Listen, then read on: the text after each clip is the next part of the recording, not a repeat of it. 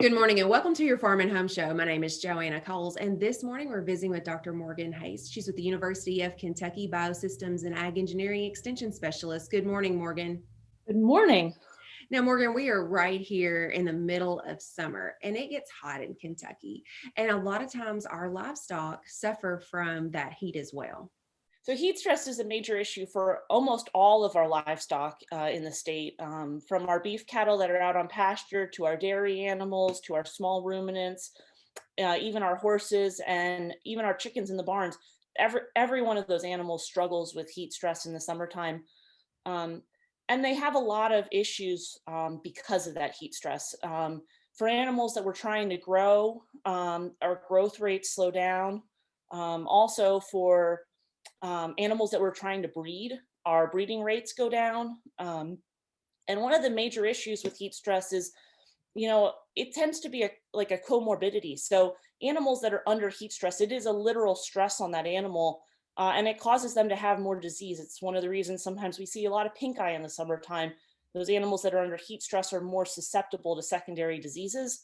And really, under the worst case scenarios, even death is an opportunity that might occur if we can't manage the heat stress. And this is the thing. Unfortunately, we cannot manage the weather. We can't control the weather. But are there things that we can do to maybe mitigate or lessen the effects of some of that heat stress? Absolutely. So we have a lot of options for managing heat stress. We can add water to our animals. So in barns, we use something like sprinkle cooling or misting systems. Misting systems cool the air, and sprinkling systems put water onto the animals and it evaporates off and it cools them. Very similar to what we would see sometimes if you go to like a theme park. You'd see similar misting and sprinkling systems there for your comfort. So we can do that for animals.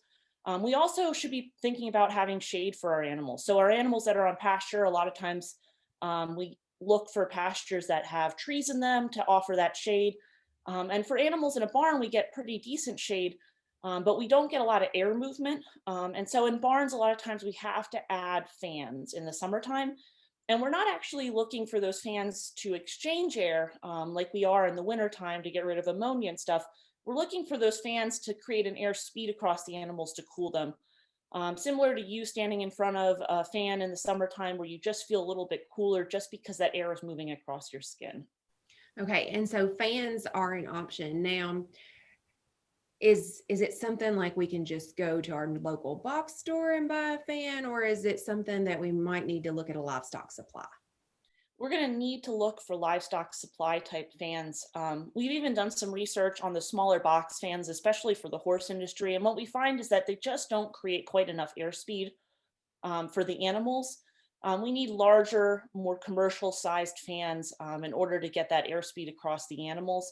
And one of the really big important points that I want people to take home is that if you have animals in a confined space like a barn and you're going to invest in the fans, you're going to have to pay for that fan.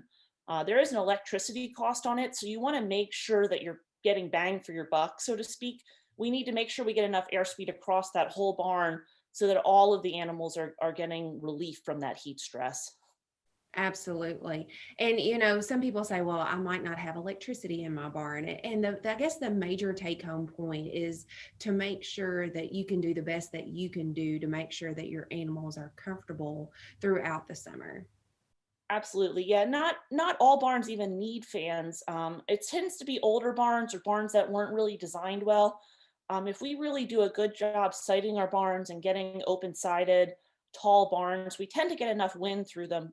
But for really big barns or older barns that have lower roof lines, sometimes we need to add a little supplemental fan just to get enough airspeed to provide some comfort to those animals in the summertime. Absolutely. And you mentioned, trees and providing shade. And if you don't have access for that in your fields, there probably is a way to build maybe a structure, even with a simple tarp, just to kind of provide some shade. Absolutely. There's even some portable shades out on the market right now that are commercially available that you can purchase. All right, Morgan, we'll certainly appreciate the information. If you have questions about heat stress and the effect it has on your livestock, or maybe need some simple solutions for your farm, make sure to contact your local extension office. Thanks for watching and have a great day.